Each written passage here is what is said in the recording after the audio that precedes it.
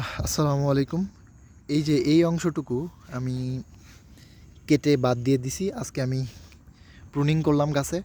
আমি সব ডাল নিলে গাছের মেইন যে কুশিটা রাখবো এটা গ্রোথ পাবে না।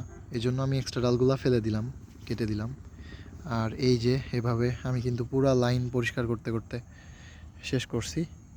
তো আশা করি যে মেইন ব্রাঞ্চগুলো আমি রাখছি, সেচ দিয়ে সার দেওয়ার পরে গাছগুলো খুব দ্রুতই উঠে যাবে, বড় হবে আশা করছি আল্লাহ চাইলে।